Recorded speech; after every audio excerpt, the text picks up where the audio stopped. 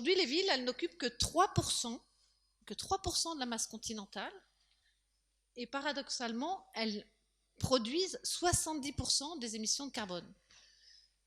C'est dire tout l'enjeu, l'énorme enjeu de construire des villes qui soient durables, que ce soit en Afrique, mais que ce soit partout dans le monde. Qu'est-ce que c'est qu'une ville durable pour demain en Afrique? Alors vous êtes des penseurs, vous êtes des concepteurs, des financeurs, des promoteurs, des acteurs publics, des acquéreurs. Et ensemble, avec vos visions croisées, vous allez pouvoir proposer des visions, des solutions. Et cette synthèse que vous allez établir aujourd'hui servira à alimenter un livre blanc qui sera présenté au sommet Afrique-France à Bordeaux en juin prochain. L'idée, c'est que ces réflexions que vous allez pouvoir proposer, on puisse faire émerger également un comité de suivi qui suivra l'évolution de vos recommandations. Alors, un mot simplement sur l'action du département des Yvelines en aide au développement. Le département des Yvelines a deux volets dans sa coopération internationale. Il a la politique départementale à proprement parler, qui accompagne les projets des communes en Afrique, dans 6 pays essentiellement, qui sont le Congo, le Mali, le Sénégal, le Togo et le Bénin, et le Liban également. Voilà, qui accompagne les projets des communes. Et dans le cadre de cette politique départementale, nous encourageons beaucoup, et c'est ça aussi qui fait le lien avec cette conférence pour nous. Nous soutenons beaucoup l'association Voûte Nubienne qui promeut l'habitat traditionnel, qui est particulièrement adapté aux enjeux climatiques à venir et qui est moins dévoreuse d'énergie et moins dévoreuse de matériaux tels que les parpaings, etc. On utilise des matériaux traditionnels et je pense qu'aujourd'hui, ce type d'habitat a vocation à se développer dans l'intérêt de tous. Donc nous soutenons beaucoup à la fois cette association, nous soutenons la sensibilisation des populations africaines à ce type d'habitat et la formation de maçons à la construction de ces habitats. Et puis, alors, l'autre volet de la politique du département en matière de coopération internationale, c'est notre GIP, notre groupement d'intérêt public, Yvelines Coopération Internationale et Développement, où nous regroupons autour de la table tous les acteurs de la solidarité internationale du département, tous ceux que ce soit des associations de la diaspora, des associations de solidarité locale, qui participent à la solidarité internationale. On a vocation avec ce GIP à mettre tout le département des Yvelines en solidarité, en coopération internationale. Voilà. Donc, pour conclure mon mot d'accueil, juste vous dire que face à ces enjeux énormes que sont aujourd'hui la construction de villes durables en Afrique et partout dans le monde, si on voulait étendre le sujet, je pense que chaque territoire, chaque collectivité doit prendre sa part. Il n'y a pas que l'État qui peut soutenir un tel défi. Je pense que chaque territoire a vocation, à son échelle, à participer à cet enjeu de créer des villes durables pour nos populations et pour un problème environnemental. Voilà, je vous souhaite une très bonne conférence, de très bons travaux, dans la bonne humeur. Voilà. Donc bonjour à tous, je m'appelle Françoise Ntépé, je suis architecte. J'ai un peu la lourde tâche de donner le ton. J'espère que vous serez convaincus. En fait, donc, je suis architecte de formation. J'exerce maintenant depuis une vingtaine d'années et en fait, je commence en fait, on va dire mon expérience en Afrique aujourd'hui. J'ai plutôt eu jusqu'à maintenant des expériences en Europe et en international, mais jamais en Afrique et je suis très heureuse de pouvoir commencer, de le faire maintenant. Ce que je vais vous exposer aujourd'hui sera plutôt du coup, on va dire une analyse personnelle de ce que je pourrais avoir aujourd'hui aperçu du thème des logements en Afrique subsaharienne. Et notamment, ça sera plutôt exposé sous forme de 4 diapositives qui seront illustrées, vous verrez, non pas par des projets d'architecture, puisque j'en ai pas en fait, ils sont en cours aujourd'hui, mais plutôt par des illustrations de photos que j'ai prises personnellement au Cameroun, dont je suis originaire, et au Bénin, où je travaille actuellement. Donc c'est plutôt des métaphores en fait, c'est pas clairement des projets, mais c'est pour essayer de vous faire comprendre un peu le positionnement que j'ai aujourd'hui sur la question du logement durable en Afrique.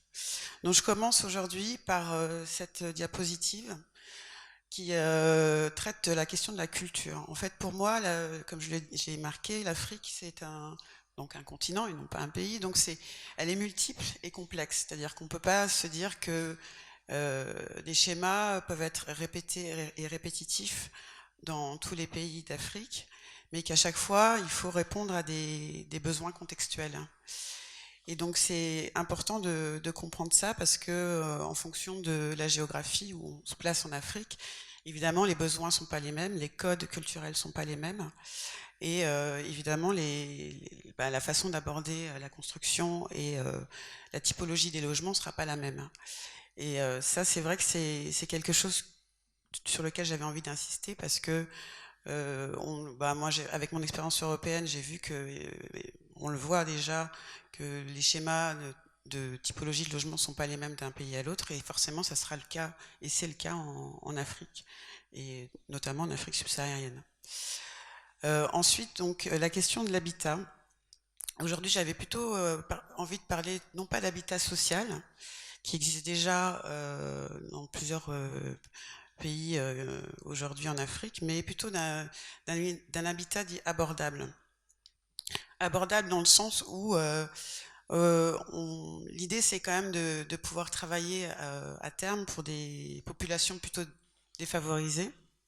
Parce qu'aujourd'hui, il y a quand même des populations aisées qui ont moins de problèmes sur la question du logement. Mais ce qui va poser problème, et vu l'expansion démographique qui va arriver, c'est comment arriver à loger et à donner accès à un habitat dit abordable, donc à des coûts et de construction et d'accession peu chers. Il y a aussi la question notamment de la densification, et donc ce que j'ai appelé la grande hauteur, en comparaison de l'étalement urbain. C'est vrai qu'aujourd'hui, les villes africaines sont plutôt sur des schémas d'étalement et d'échelle de construction assez basses.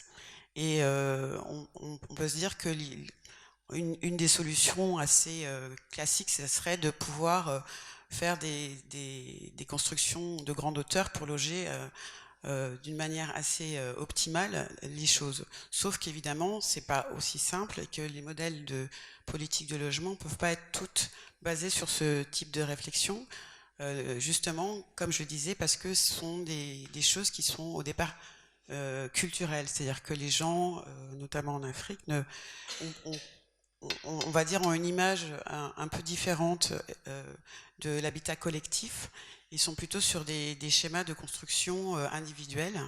Et donc, il y a tout un travail à faire sur la compréhension de ce qu'est un habitat collectif aujourd'hui en Afrique et la façon dont on peut gérer, que ce soit les notions de copropriété ou ce genre voilà, de questions.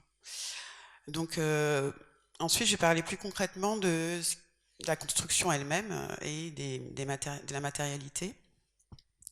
Le grand terme actuel, c'est l'innovation. Et en même temps, on revient beaucoup actuellement sur la question du vernaculaire, parce que le vernaculaire, comme on sait, a une légitimité qui existe, puisqu'elle elle était la première réponse ancestrale de la mise au point de construction liée à un climat, à une typologie d'habitat et à des codes culturels. Sauf qu'aujourd'hui, ces solutions, notamment on parle beaucoup de de mise en place de terres crues, de BTC, etc. Ces solutions ont été perdues, mais reviennent d'une manière assez sporadique. Et en même temps, ma réflexion est de se dire, oui, certes, c'est une solution qui est légitime puisqu'elle est clairement adaptée aux pays auxquels elle va être, pour lesquels elle va être construite, mais il ne faut pas complètement effacer en fait ce qu'on a acquis sur les constructions dites modernes. En fait, on a un peu ce paradoxe dans les villes africaines entre une vision de l'architecture dite internationale, donc béton, Parpin, etc., contre une vision d'une architecture vernaculaire. Et pour moi, je pense qu'il y a une place à se faire, l'innovation peut se faire dans le métissage de ces types de construction, c'est-à-dire de pouvoir trouver des solutions qui allient ces différents types de construction et non pas tout l'un ou tout l'autre. Et je pense qu'il y a une réflexion qui doit se faire dans les années futures sur ça pour arriver à trouver les bonnes solutions de construction durable, donc tirer profit de chacune des typologies de construction qu'on connaît aujourd'hui. Enfin, je voulais parler évidemment de la notion de durabilité et de l'écologie qui est vraiment au cœur des débats aujourd'hui dans les réflexions sur l'écologie et le devenir de la planète. Ce qui est important, c'est que il y a un vrai sujet au niveau de la formation sur le terrain. De ce que j'ai pu voir aujourd'hui, il y a déjà des initiatives qui sont prises et qui sont faites, que ce soit par des associations privées, des choses totalement ponctuelles, ou encore des universités, mais en fait, et puis aussi des entreprises, mais il n'y a pas la formation en fait se perd sur le terrain et il n'y a pas de filière réellement mise en place, ou en tout cas valorisée, qui permettrait en fait de lancer cette nouvelle commande en fait et de montrer que il y a une transmission en fait des techniques qui doit perdurer. Il n'y a pas, en fait, pour moi, il n'y a pas assez en fait, de communication et de pédagogie faite autour de ces questions-là. Et du coup, les choses en fait se perdent et n'arrivent pas à s'installer d'une manière durable. Évidemment, quand on parle de construction et d'optimisation du coût des énergies, il faut prendre en compte justement tous les, tous les aspects et tous les avantages qui peuvent être liés à un contexte, c'est-à-dire le climat, donc la gestion des eaux, du vent, du soleil.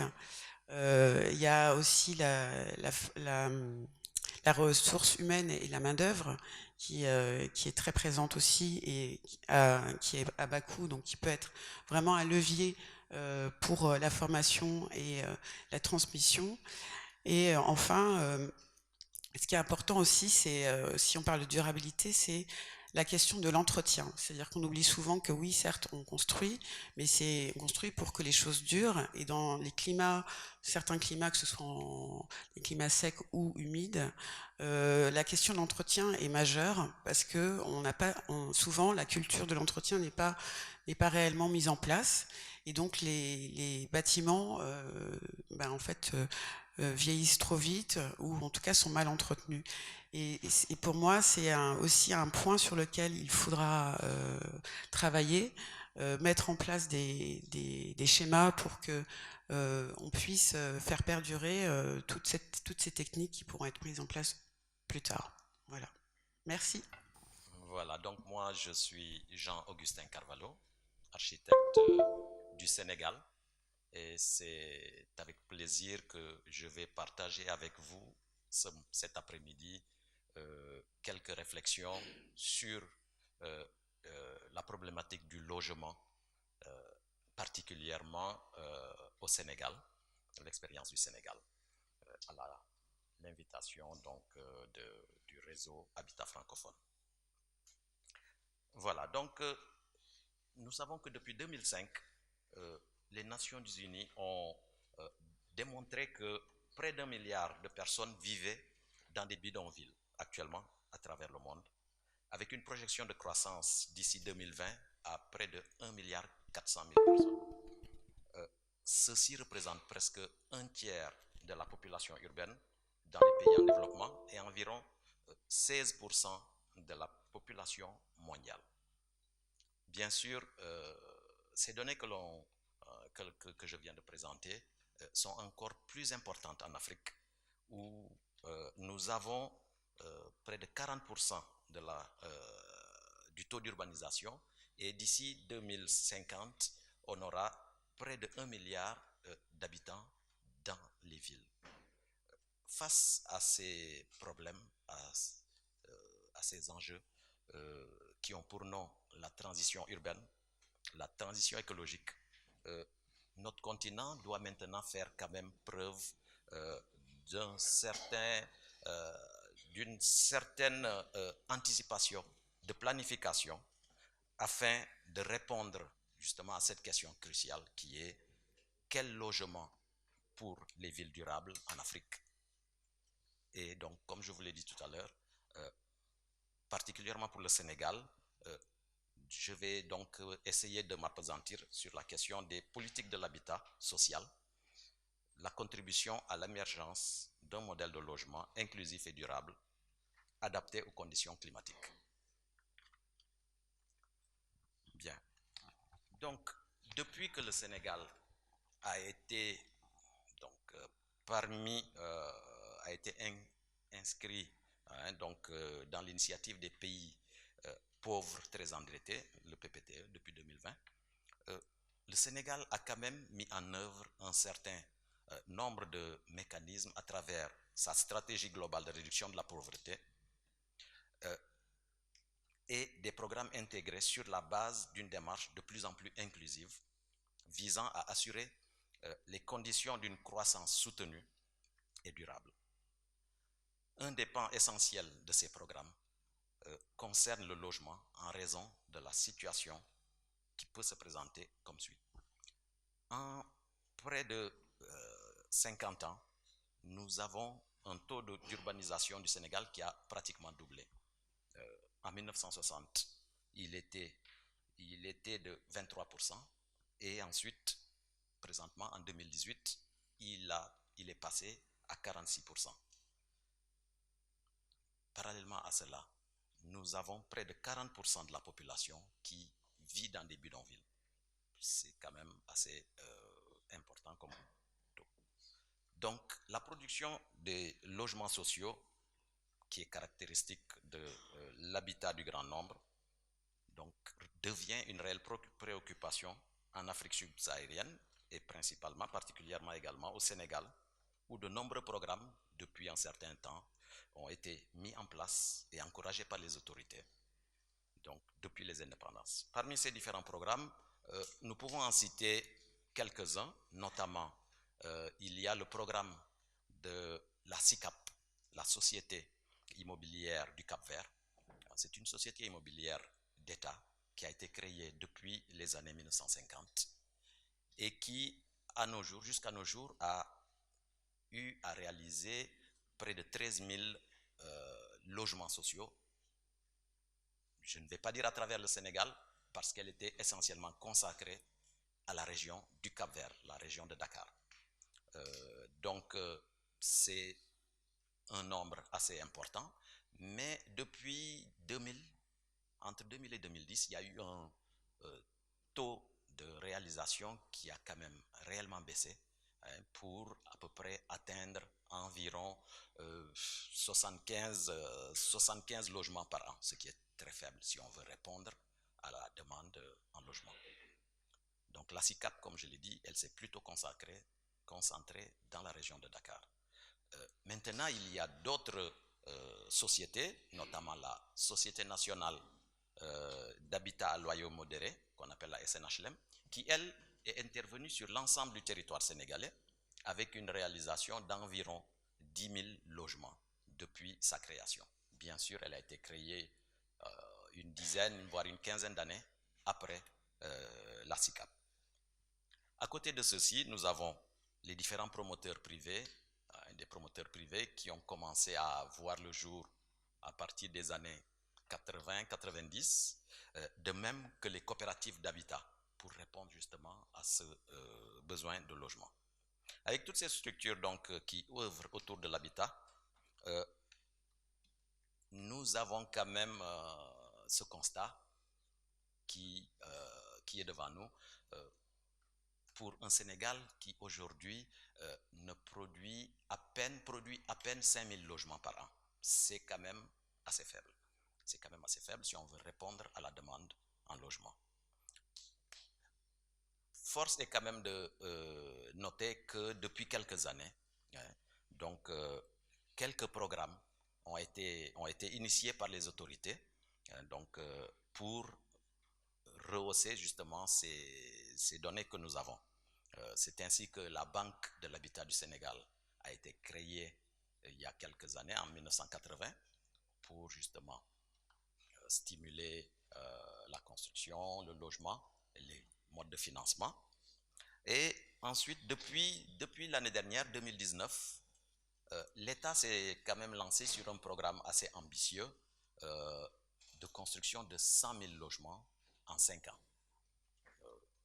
100 000 logements en 5 ans, c'est quand même, il faut reconnaître, très ambitieux, mais je pense que ce n'est qu'à partir des ambitions qu'on peut, en tout cas, avancer. Et donc, avec ce programme de 100 000 logements, ils ont également l'ambition, le Sénégal, l'État du Sénégal a l'ambition d'éradiquer, sinon au moins freiner l'existence des bidonvilles à travers le pays, dont on avait parlé qu'ils représentaient près de 40% de la population. Voilà. Donc avec ce programme de 100 000 logements, dans lequel existe le programme dont j'ai parlé, Prozébid, on essaiera en tout cas autant que possible de ralentir, à défaut d'éradiquer, en tout cas de ralentir l'émergence des bidonvilles. Ceci donc avec l'ambition en tout cas de répondre à la demande sociale qui est assez importante. Mais répondre à la demande sociale, il faudrait qu'elle puisse se faire en donnant des logements durables qui s'intègrent parfaitement dans le tissu urbain. Donc, aujourd'hui, donc, il est quand même, il nous est permis de constater que toutes ces politiques publiques en matière d'habitat se heurtent quand même à deux éléments fondamentaux. Ces éléments fondamentaux, c'est principalement l'insuffisance des capitaux, des personnes à qui on veut justement donner ces logements, mais également il y a aussi le problème des revenus des personnes bénéficiaires de ces programmes.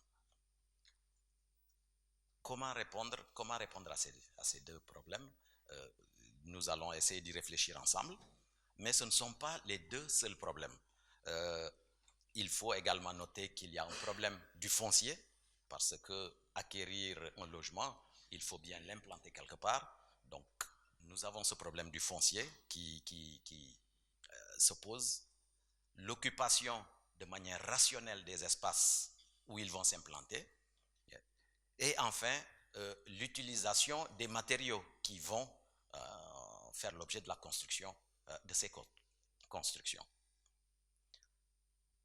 Donc, sans vouloir répondre à toutes ces questions qui se posent, tous ces problèmes, nous allons essayer, moi je vais essayer de répondre uniquement sur la partie technique, à savoir comment agencer de manière optimale l'espace privatif pour une densification compatible avec le mode de vie des populations, mais également comment mutualiser ces espaces pour favoriser le vivre ensemble.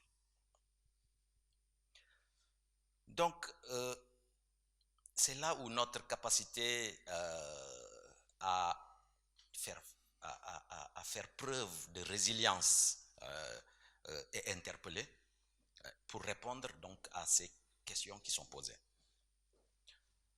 Au Sénégal, l'une justement de ces questions concerne la taille des parcelles, qui vont justement recevoir ces constructions, car déjà par rapport à la surface de ces parcelles, nous avons un premier point financier qui va se poser concernant les coûts. Ensuite, elle influe également sur le logement, les regroupements de ces îlots. Et donc cette option, autant pour les villes que pour les campagnes, se fonde sur une réduction des coûts d'aménagement au profit d'une bonne densité de logements à l'hectare. C'est ainsi donc que par le passé, alors qu'on était à des ratios de près de 21 parcelles à l'hectare, nous sommes revenus aujourd'hui autour de 35 parcelles à l'hectare. Donc, au niveau de Dakar et des environs. Parce que... D'accord, donc excusez-moi, je vais essayer d'y aller un peu plus rapidement. Ceci a donc amené, notamment à Dakar, de maintenant repenser comment occuper l'espace. Il n'était plus, je pense qu'il faut maintenant réfléchir, éviter de penser à l'habitat pavillonnaire qui existait et qui faisait loi au Sénégal pendant longtemps. Aujourd'hui, il faut plutôt voir la construction en hauteur, notamment à Dakar. Donc, une construction en hauteur. À Dakar, où on sait qu'aujourd'hui, près de 24% de la population du Sénégal réside dans la région de Dakar. Ça fait quand même une densité assez importante de 6 000 personnes à l'hectare. Donc, c'est ainsi qu'un programme de construction d'immeubles sociaux a été lancé, qu'on appelle le programme Baraka dans Dakar. Parallèlement à cela, il y a aussi la réflexion qui doit être menée au niveau des cellules individuelles, notamment les maisons en tant que telles.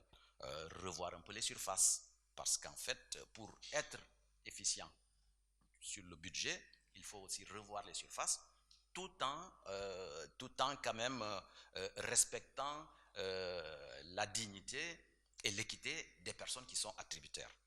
Donc, c'est ainsi qu'un tableau de surface pour répondre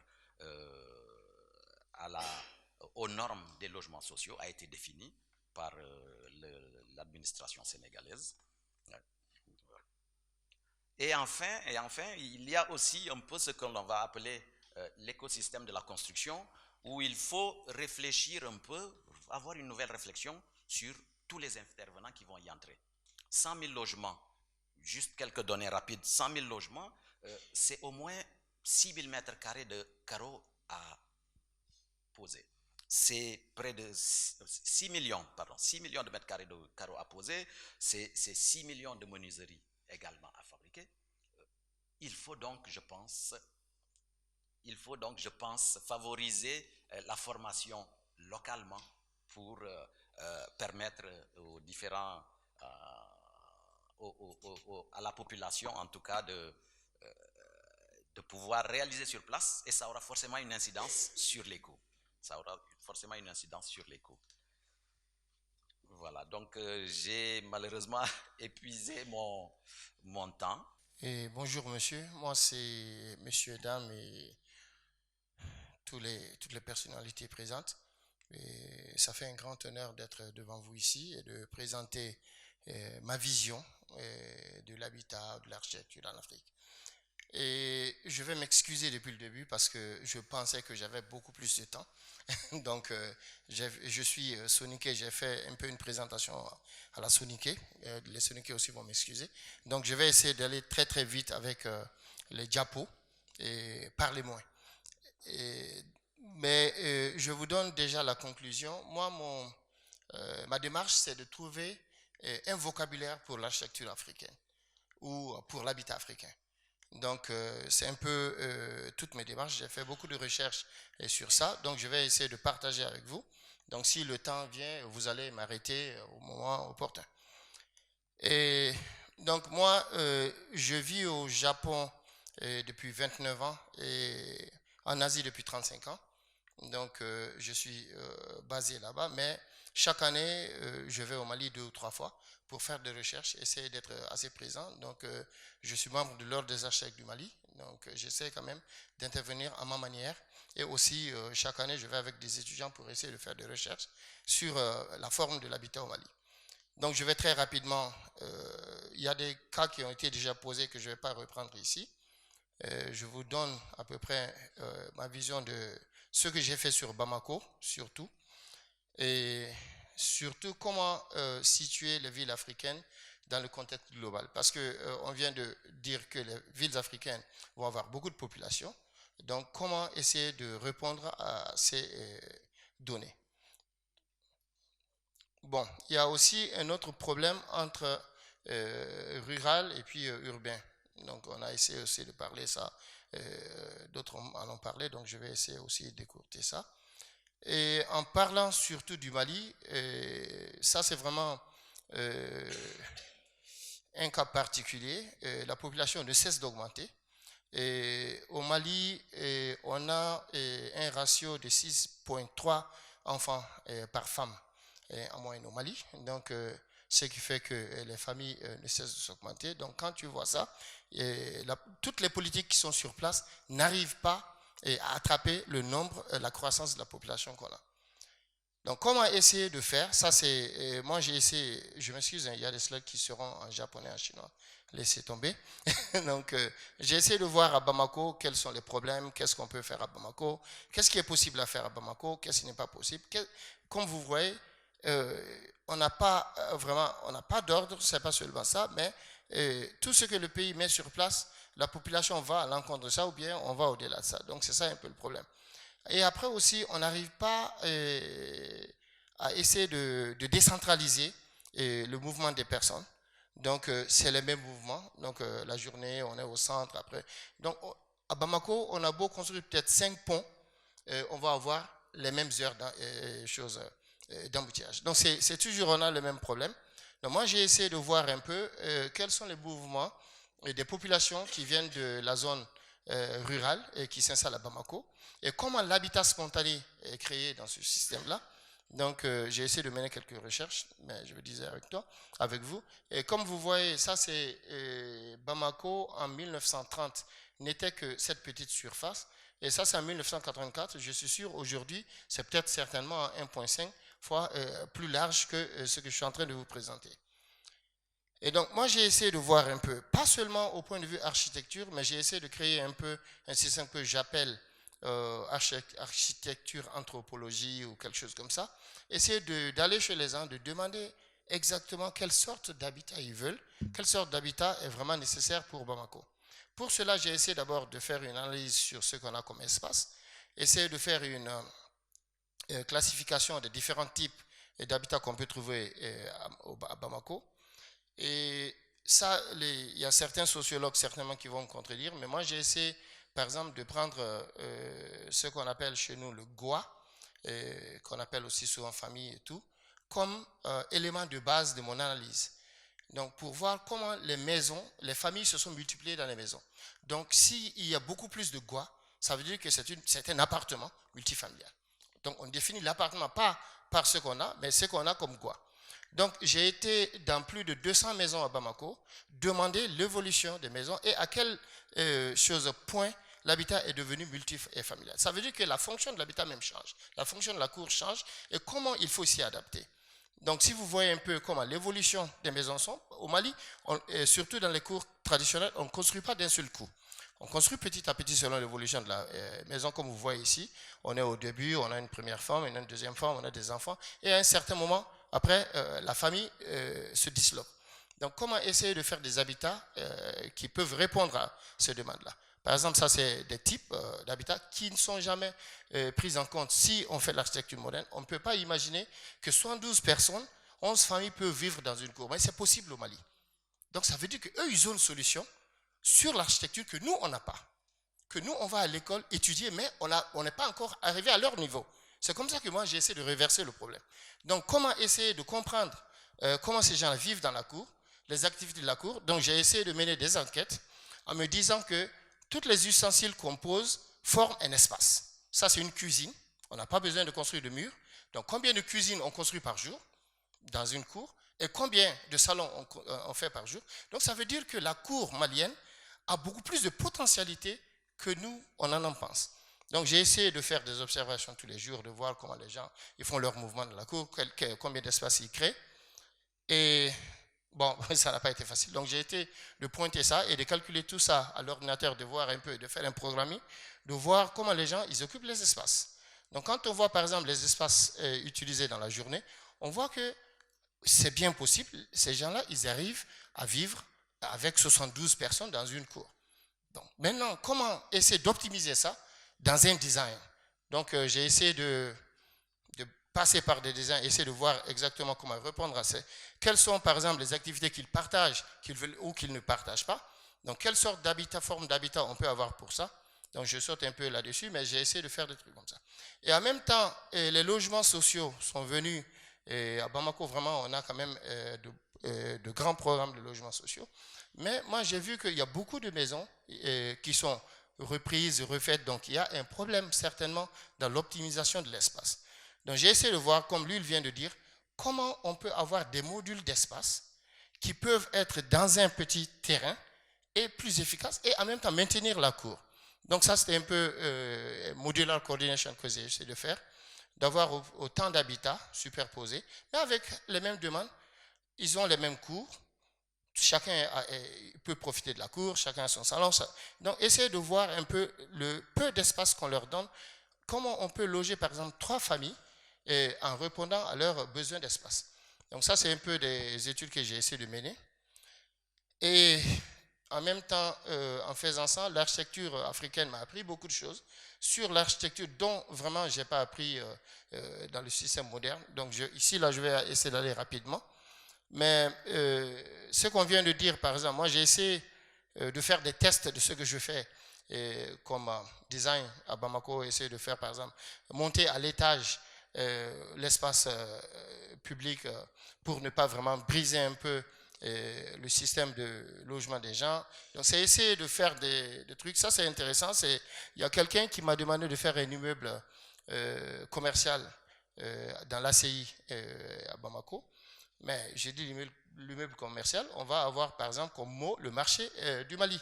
Donc je suis parti du marché, j'ai essayé de créer des espaces, pas un immeuble enfin, mais avoir par exemple des espaces. Vous pouvez circuler dedans comme vous êtes dans un marché, vous avez un café, vous avez un shop. Donc pour ne pas vraiment briser le système, essayez quand même de proposer des solutions qui peuvent être basées sur ce qu'on a comme vocabulaire de l'architecture au Mali. Parce que c'est ça qui n'est pas exploité pour moi. Donc, j'essaie de passer un peu très rapidement. Donc, ça, ce sont les solutions que j'essaie de trouver. Et chaque année, je vais avec mes étudiants pour essayer de discuter avec les gens, essayer de voir ce qu'on peut faire exactement. Et je faisais partie de l'équipe du pavillon présidentiel, comme mon bureau faisait partie de ça. J'ai essayé aussi de proposer, par exemple, des mots pour les jardins de ces trucs-là. Bon, bien sûr, ça n'a pas marché parce que les gens m'ont dit pourquoi vous apportez des pierres quelque part où on peut mettre des gazons. Mais c'est pas grave. Donc, c'est essayer de voir toujours. Moi, je ne me décourage pas, j'essaie quand même de porter des projets. Et je fais un projet récemment et essayer d'optimiser aussi un petit espace, mais avoir beaucoup plus de réponses dans la demande de l'espace. Donc, mais au fait, c'est assez intéressant parce que les gens qui logent là-dedans, ils essaient de trouver leur propre solution. Donc, jardin japonais, jardin truc, mais les espaces, c'est négociable au fait. Donc, ça, c'est un peu ce que je suis en train de faire. Et récemment, j'ai travaillé avec des maçons locaux et eux, ils ont leur manière de faire les voûtes. Donc, essayer de voir comment ils peuvent avoir une autre solution. Donc, ça, ce sont mes démarches parce que moi, j'ai étudié au Japon et au Japon, comme vous le saviez, ils ont optimisé l'habitat traditionnel. Donc ça c'est le tatami, chez vous c'est un peu les dojos, les trucs, mais ça c'est la base. Donc ce tatami, la taille de ce tatami est le module de chaque architecture japonaise. Donc vous allez trouver ça un peu partout. Pardon. Donc si je retourne dans ça, c'est un peu les tailles des tatamis que vous allez trouver dans toutes les architectures. Que vous allez en habitat, que vous allez n'importe où, vous allez toujours trouver les tatamis qui sont disposés. Même le jardin est basé sur la taille des tatamis. Donc chez nous, à Djéné, nous avons une architecture, nous avons des modules, nous avons des briques. Pourquoi ne pas prendre ça comme module aussi pour essayer d'inventer une sorte d'architecture chez nous pour être plus responsif. Donc moi, depuis 20 ans, j'essaie d'aller causer avec les maçons, essayer d'apprendre d'eux. Qu'est-ce qu'ils peuvent m'apprendre? Qu'est-ce que je peux tirer ça comme conclusion pour essayer d'introduire ça dans l'architecture moderne? Donc, c'est un peu le cas qui se passe au Japon. Donc, je ne vais pas trop rapidement, mais quand même, Et moi, je pense qu'à l'échelle internationale, nous avons des architectes africains aujourd'hui qui n'est pas venu comme Francis Kéré ou bien Adjaye, qui peuvent certainement voir un peu avec les architectes locaux comment trouver une solution locale à l'architecture. Donc moi, comme conclusion, je me suis dit, nous avons besoin de solutions africaines ou d'initiatives pour les problèmes africains. Merci beaucoup. Merci, merci Monsieur Sako. Hiro, je suis architecte associé d'Architecture Studio. Architecture Studio est une des grandes agences d'architecture françaises avec une forte présence à l'international. Nous avons une agence en Chine, à Shanghai. Nous avons une agence en Suisse et notre siège est ici à Paris où nous sommes très associés autour avec à peu près 150 architectes et urbanistes. Alors, je vais commencer avec une provocation. La provocation, ça serait que la ville ne peut pas être durable parce que c'est une création humaine. Et nous, en tant on va dire des animaux urbains, c'est ce que nous sommes transformés. Nous devons et nous avons la lourde tâche de faire en sorte que nos créations deviennent de plus en plus respectueuses, de plus en plus intégrées et peut-être même intégristes, si je peux le dire. Donc je fais ça comme introduction parce que je pense quand même la notion et le sujet du logement durable nous oblige en tant qu'architecte urbaniste à poser la question sur d'abord l'urbanisme africain qui en soi c'est une partie très importante dans la réponse de ce qui sont les enjeux de logement, mais pas que de logement, des infrastructures en Afrique. Donc les chiffres nous font sauter des chaises, on les a tous entendus. Donc plus de 60%, heureusement à Dakar, à Sénégal, c'est déjà bien, c'est 40%, mais plus de 60% de la population africaine est mal logée ou vit dans des bidonvilles. C'est ce qui nous mène en tant qu'architecture studio, l'échelle à laquelle nous sommes appelés plus souvent à réfléchir, c'est cette échelle urbaine et c'est la grande échelle. La grande échelle, ça peut être de l'urbanisme, mais aussi de l'architecture de la grande échelle, des logements sociaux, parce qu'on sait tous quels sont les besoins. Les programmes politiques que nous entendons en Afrique, c'est toujours des besoins faramineux en termes de logement. 100 000 logements dans un pays, c'est presque rien, c'est presque une caricature de ce qui sont vraiment les besoins en termes de logement. Donc, j'ai décidé aujourd'hui de vous présenter cette réflexion que nous menons au Côte d'Ivoire en ce moment, à Marcory, de ce qui pouvait être une ville durable, un écoquartier pilote dans ces continents que aujourd'hui l'urbanisme n'est pas vraiment mis à sa place pour beaucoup de raisons, et une des raisons, d'abord c'est la raison politique, parce que l'urbanisme d'abord c'est une volonté politique. Alors Abidjan, ça pouvait être, ou j'espère en tout cas que ça va devenir une des plus belles villes au monde. C'est une ville où le poumon bleu, comme je peux l'appeler, c'est cette grande lagune qui touche toutes les communes de cette capitale économique de la Côte d'Ivoire, où on a des quartiers qui sont aujourd'hui très structurés, mais sont des quartiers insalubres, sont des quartiers qui ont besoin de faire ce qu'on appelle la restructuration de la ville sur elle-même. Donc c'est ça qu'on essaye de faire en ce moment au Côte d'Ivoire, c'est-à-dire sur deux quartiers, Anomabo où il y a eu la mort de Papa Wemba, un grand artiste africain.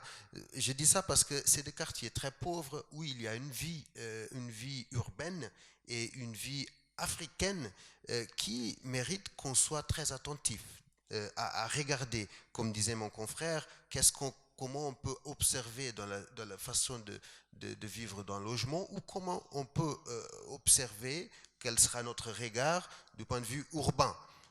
C'est ce que j'apprête à vous exposer ici. Donc, ici au centre, un quartier qui s'appelle Kona Raphaël, que ça c'est les cicatrices de l'Afrique, c'est comme ça que se construit l'Afrique. La ville se restructure sur elle-même. Là par exemple, c'était le chantier du 3e pont qui était en construction, qui est venu carrément passer au milieu de ces carrés qu'on voit et qui touche à côté le grand marché de Marcory. Donc c'est un quartier c'est ça le quartier. Quand on le voit en Google, une photo aérienne, on a l'impression que c'est une ville structurée, une ville qui est presque dessinée, mais qui est une ville dense. Mais quand nous descendons, on voit que c'est peu dense, donc tout est au rez-de-chaussée, mais qu'il y a une vie urbaine, une vie humaine, d'une force inouïe qui nous a amené à faire cette même observation, donc du point de vue urbain. Donc, notre proposition pour ce projet, pour ça qu'on l'appelle un projet pilote, parce que ce n'est pas une vérité, c'est seulement des réflexions qu'on espère mettre en place en croisant aussi avec des autres compétences. Sur notre proposition, on a essayé de concentrer sur ce qui est le bâti. Parce que le bâti, c'est pas parce qu'il est insalubre qu'il n'est pas bâti. Il y a naturellement de parcelles qui se sont formées, c'est pas par hasard. Ils sont formés parce qu'à côté il avait un arbre.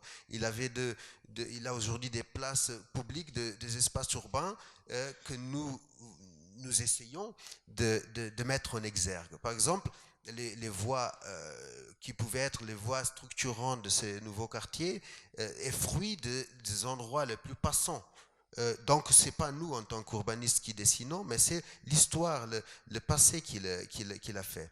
Et de là, notre démarche donc de densification en hauteur pour aussi libérer de l'espace au sol, parce qu'il y a beaucoup de raisons, est fruit de ce vécu, est fruit de cet espace urbain qui est peut-être pas très caractérisant, parce que quand il pleut, il faut être dedans pour savoir pourquoi les gens ne veulent pas vivre là-bas. C'est parce que c'est vrai que c'est un problème majeur, mais nous pouvons partir de quelque chose.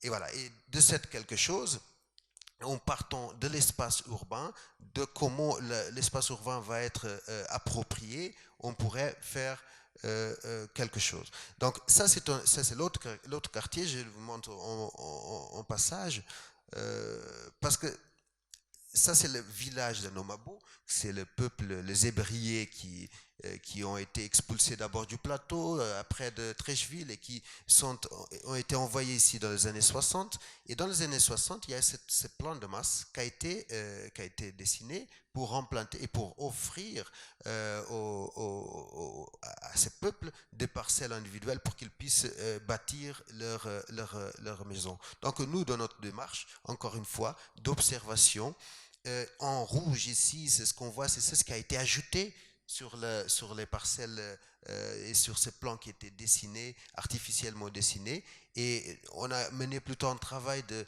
comment retrouver ce tracé, parce que il y a une richesse morphologique, une richesse des espaces formés autour des grandes places qu'on voit, que c'est la représentation de toutes les églises, et les espaces sont des parcelles énormes. Où nous proposons aujourd'hui, c'est plutôt d'aller vers une densification, parce que tout ça c'est de rez-de-chaussée, encore une fois c'est de logements de 10 mètres carrés qui sont loués à de prix exorbitants. Donc parfois le problème de financement peut être facilement résolu parce qu'il y a un manque de logement, donc le logement insalubre est très cher. Et avec ça, toute une démarche de comment reconnecter ces nouveaux quartiers au reste du tissu de la ville, parce que comme ce sont des quartiers défavorisés, normalement, ils ont tendance à fermer sur eux-mêmes. Et voilà, c'est ce qu'on imagine. Donc, en partant de cette master plan qui était dessinée dans les années 60, même si aujourd'hui, peut-être on aurait tendance à le dessiner différemment, mais non, on peut l'utiliser parce qu'il y a des titres fonciers qui sont attribués. On va pas, le but c'est pas d'expulser les gens, c'est de faire un urbanisme d'intégration et voilà. Et bon, je dois finir. Euh, euh, En guise de conclusion, moi je pense que euh, une façon parce que les défis sont énormes. Hein. Nous avons des projets aujourd'hui un peu partout en Afrique, des projets urbains comme ici au Côte d'Ivoire, au Burkina Faso, au Sénégal, au Togo. On voit toujours les mêmes problématiques. Ce sont des problématiques liées à la gouvernance, liées au financement, liées à l'exploitation, liées à l'entretien, comme disait Françoise tout à l'heure. Donc, je pense que parfois il faut revenir un peu en arrière pour regarder la ville avant de pencher directement sur l'habitat en soi, parce que c'est tout en tout. On ne peut pas les déconnecter. Merci, Monsieur Montero. On applaudit bien fort. Belle prestation. Nous allons passer la parole à Pierre Manière. Je suis Pierre Manière, donc j'ai vécu à Dakar pendant 5 ans pour diriger un bureau d'études thermiques. Notre intention, c'était de fabriquer des maisons fraîches dans les pays chauds. Donc l'année dernière, j'ai sorti un livre qui résume un peu notre expérience. Et là, aujourd'hui, je fais la synthèse de la synthèse en 10 minutes. Donc, l'objet de la solution que je présente aujourd'hui, c'est faire une substitution de la climatisation électrique par une climatisation naturelle. Et ça a de gros atouts parce que le confort en climatisation naturelle est supérieur au confort de la climatisation électrique. Donc, il y a toutes les chances que ça marche. Mais avant d'arriver sur l'objet, 2 mots juste sur les enjeux sur la climatisation électrique. C'est que d'ici 2050, 80% de la construction sera construite entre les 2 tropiques, ce qui veut dire qu'il faudra climatiser. La deuxième chose, c'est que la climatisation électrique entre dans un cercle non vertueux, puisque le principe même, c'est de ponctionner de la chaleur à l'intérieur pour le mettre à l'extérieur. Ensuite, comme refroidir demande 2 fois plus d'énergie que de chauffer, ça chauffe encore plus à l'extérieur. Et donc, au bout d'un moment, dans les zones très urbanisées, la température monte de 2 à 3 degrés. Et à ce moment-là, ça consomme 30% de climatisation en plus. Donc on est dans un cercle non vertueux, bien entendu. Alors, donc pour cette substitution, je pense qu'en 10 minutes, je vais juste essayer de répondre à la question, c'est comment répondre à la clientèle qui souhaite autre chose que de la climatisation électrique. Et pour ça, il faut qualifier le confort. Donc, je parlerai 30 secondes un petit peu du confort. Je parlerai de la typologie de la clientèle que j'ai rencontrée à Dakar et aussi des notions de principes constructifs pour faire de la climatisation naturelle. Alors, le confort, d'abord, c'est à la fois global et subjectif. On n'invente rien, mais il n'empêche que c'est vrai que ce n'est pas que le confort thermique, c'est-à-dire qu'il y a d'autres personnes qui sont très sensibles au confort lumineux, la lumière naturelle, et aussi il y a des personnes qui sont peu ou prou sensibles aux inconforts. J'appelle inconfort tout ce qui nous vient de l'extérieur, à savoir les bruits, les odeurs, les poussières et les insectes. Alors,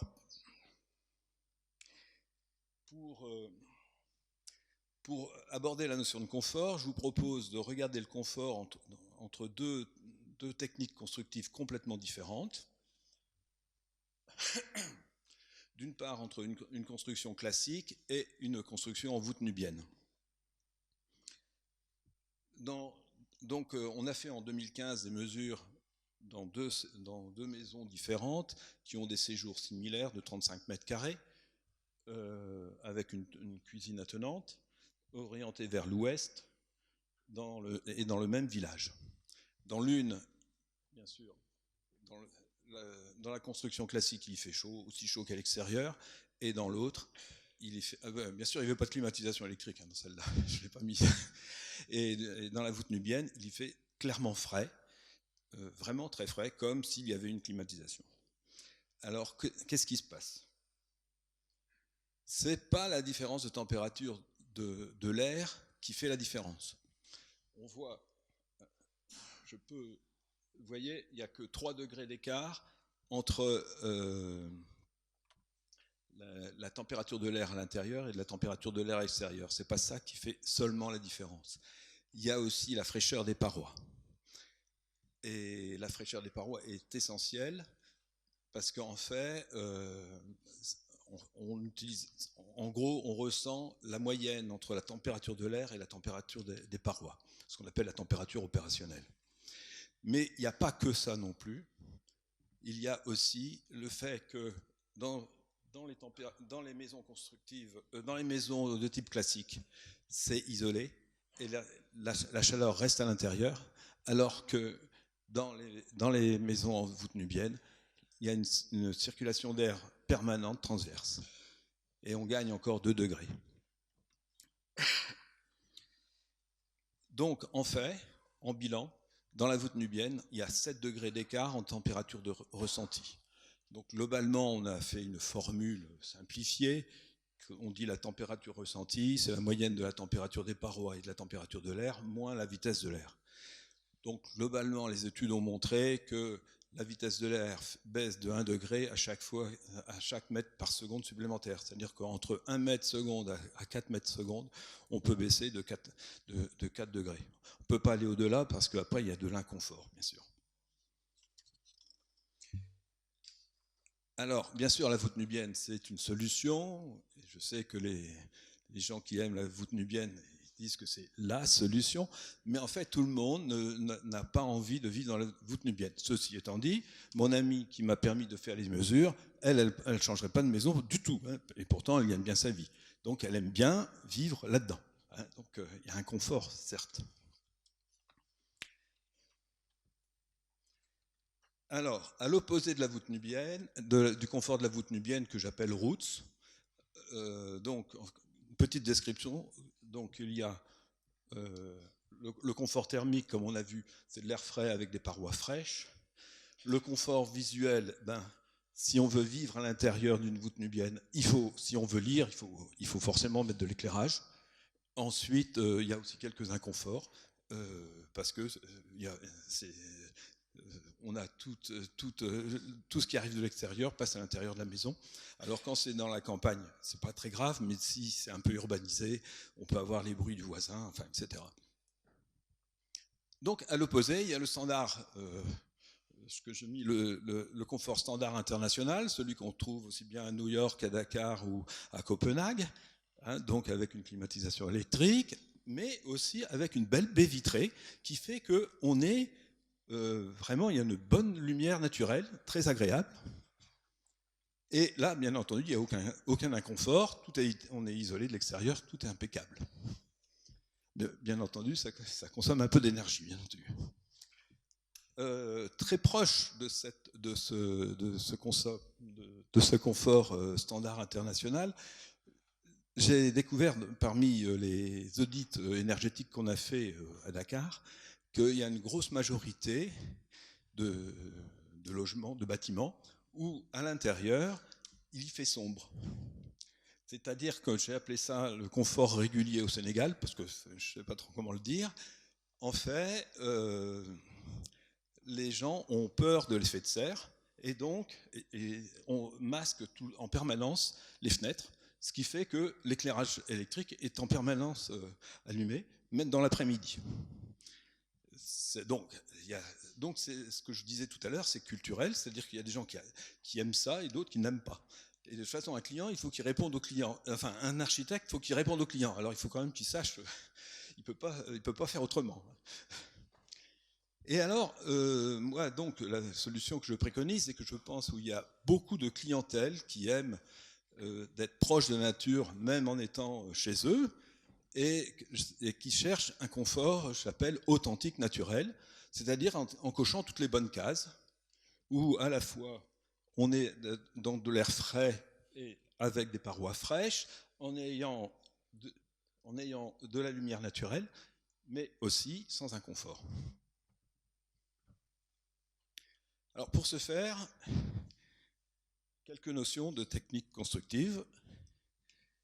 Donc on n'est pas du tout dans l'isolation, hein. C'est-à-dire que le confort standard venu des pays tempérés, la loi principale c'est isoler. De l'autre côté, la loi principale c'est l'inertie.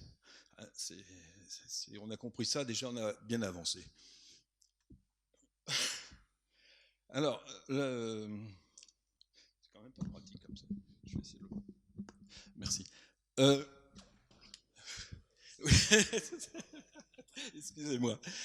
Bon, oui, alors, cette technique constructive de base, c'est valable. L'essentiel, c'est déjà de construire un bâti sans surchauffe. Et donc, c'est valable pour tous les conforts. Si on utilise cette technique-là, et qu'on ajoute une climatisation naturelle, une climatisation électrique, déjà elle consommera 2 à 4 fois moins que si on prend une technique en béton et parpaing. Donc la première chose, on commence par clarté sans effet de serre, alors que c'est pas forcément ce qui apporte le plus de chaleur, mais néanmoins, comme ces 3 principes génériques se font au moment du dessin de l'architecte, c'est-à-dire au moment de l'esquisse, il commence forcément par positionner le bâtiment et ensuite il fait l'agencement des pièces. Donc forcément, il faut commencer par ça et donc il faut qu'il oriente au mieux nord-sud, sinon il utilise des techniques que j'explique dans mon livre. Mais l'idéal, c'est de le mettre nord-sud parce que c'est plus facile à éviter l'effet de serre. Et ensuite, les agencements, il faut mieux mettre les pièces de vie au centre des bâtiments en mettant des zones tampons sur l'extérieur, à l'est, à l'ouest, pour éviter que la chauffe du soleil le matin, en début de matinée et en fin de journée, chauffe les parois est et ouest. La deuxième chose, c'est le couvre-chef fraîcheur. C'est-à-dire que forcément, une fois que l'architecte a fait son design en 2D, il va l'imaginer en 3D, et toute l'allure, c'est dans le toit. Et le toit, s'il n'est pas soigné, c'est les 3/4 de la chaleur qui rentre par le toit, à cause du rayonnement solaire. Donc, ou bien on met de l'isolation, ça on sait faire, ou bien on peut faire des doubles toits. Et en fait, il suffit de mettre un toit à l'ombre. Et donc, moi, j'ai fait un atelier à côté de Dakar, où il y avait un toit en zinc, 80 cm en dessous, un plafond en bois en isorel, avec une circulation d'air entre les deux. Je peux vous dire qu'il faisait très bon dans l'atelier. Et pourtant, c'était du métal. Donc, le couvre-chef fraîcheur, on peut avoir plusieurs techniques, surtout que dans les pays du Sahel, on aime bien les toits terrasses, il y a plusieurs raisons. Il suffit de mettre une pergola sur le toit terrasse, comme ça le toit est déjà à l'ombre et on gagne 2 à 3 degrés à l'intérieur de la maison. La troisième chose, et ça c'est essentiel, c'est faire respirer l'habitacle.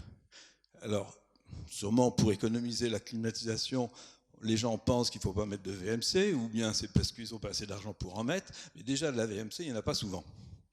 Mais en fait, il faut aller au-delà de la VMC, parce que la VMC, c'est de 1 à 5 volumes par heure. Il faut aller un peu au-delà, il faut aller à 5 à 30 volumes par heure pour faire dégager la surchauffe, parce que dans les lieux de vie, il y a les personnes qui sont à l'intérieur, il y a des machines à l'intérieur, et il faut faire dégager toute la chaleur qui est à l'intérieur. Voilà, donc en ayant ces 3 principes, on fait baisser énormément la température.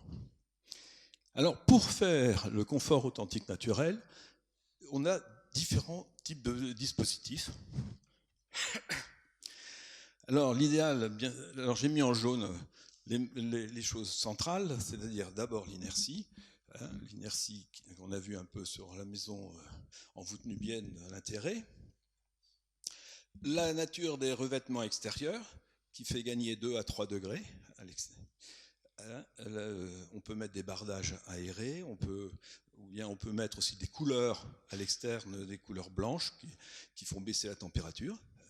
Parce qu'en fait, c'est un système pour limiter le rayonnement solaire. C'est tout simple. Ensuite, il y a à l'intérieur, il faut faire des peintures ou des revêtements un peu réfléchissant la lumière naturelle pour 2 raisons. D'une part, parce que les gens préfèrent la lumière naturelle, et aussi parce qu'elle ne se transforme pas en chaleur. Et puis, alors, bien sûr, la diffusion de la chaleur au sol avec du carrelage et des choses à grande effusivité. Alors après, il y a la circulation d'air, bien sûr, spécifique. Il faut aller encore au-delà pour avoir l'utilisation du rafraîchissement sur la peau, pour utiliser les 1 à 4 mètres par seconde. Donc soit on met un plafonnier, enfin ici ça ne serait pas bien placé, soit on met un plafonnier, soit on fait une circulation d'air transverse, mais aussi en zone urbanisée, parce que là quand même c'est un peu le sujet un peu d'aujourd'hui. Il faut faire des immeubles autour d'une cour intérieure qui crée un effet cheminée. Ce qui fait qu'à ce moment-là, on peut plus facilement réguler, puisque la sortie est bien en dépression. À ce moment-là, on peut réguler l'entrée d'air. Oui, d'accord, ok. Oui, on peut réguler l'entrée d'air et voilà. Donc en fait, c'est un des points qu'on peut développer aussi. Bon, le puits climatique, j'en parlerai pas trop, c'est l'inverse du puits canadien, mais c'est très valable quand on est à la campagne ou dans la brousse, parce que ça prend de la place. Et puis les salons externes, oui, ça donne l'esprit du confort authentique naturel, c'est-à-dire qu'en fait, toutes les pièces de vie, il faut les prolonger par une pièce à l'extérieur. Du séjour interne, il faut avoir un salon externe, de la chambre, il faut avoir une belle terrasse, et de la cuisine, il faut avoir une cuisine extérieure pour faire les grillades et autres, et très proche pour que ça soit très commode. Et à ce moment-là, tout le confort est présent. Donc en conclusion, ce que je propose, c'est donc d'abord de répondre aux souhaits de la clientèle, parce qu'il y a une forte demande d'une clientèle aisée qui souhaite ça. Mais par contre, c'est pas facile parce que les architectes ne sont pas informés et formés, ou bien ils connaissent quelques petits détails, mais c'est pas suffisant pour garantir aux clients que c'est confortable. Donc ils rajoutent forcément de la clim un peu à droite, à gauche. La deuxième chose, rassurer les sceptiques avec des chiffres à l'appui, parce que de toute façon, il y a des logiciels qui donnent vraiment le degré de la température de l'air et le niveau de la température des parois dans une modélisation. Donc on sait exactement le confort. La troisième chose, une fois que ça sera suffisamment construit, il faut laisser faire le bouche à oreille, parce que en fait, tout le monde cherche à copier ce que vivent les riches, donc ça consomme beaucoup moins d'électricité, donc c'est quand même rentable, et puis c'est tellement bon pour la planète. Et la quatrième chose, je terminerai là-dessus, c'est de diffuser ce type de technique par réglementation constructive locale. Alors, qu'est-ce que j'entends par réglementation constructive locale? C'est à la différence d'une réglementation thermique qui est nationale et qui a 2 versants. L'aspect énergétique qui marche pas mal sur les appareillages, ça c'est bien avancé, mais côté bâti, c'est très compliqué à mettre en place. Il faut passer par des bureaux d'études avant de pouvoir faire répandre ça, et c'est très compliqué à contrôler si ça se fait ou ça se fait pas. Donc moi je propose une réglementation constructive locale avec 5-6 points clés pour la construction des bâtiments. À ce moment-là, on est sûr que la consommation d'énergie sera très faible, Et c'est facile à contrôler parce qu'on le fait directement au niveau du permis de construire sur les plans. Et je pense que c'est une solution. Voilà, alors si on prend des zones telles que la ville nouvelle de Diamniadio, où il y a un organisme parapublic qui gère l'affaire, c'est assez facile pour mettre en place ce truc-là. Il y a peu de monde à se mettre d'accord dessus. Voilà. Merci beaucoup. Bonjour à tous. Je suis vraiment pas un spécialiste de l'habitat et du logement en Afrique. Je découvre le sujet. Par contre, je pense que les travaux que je mène, surtout en France, vont vous intéresser. J'ai lu un petit chiffre ce matin qu'on n'a pas répété.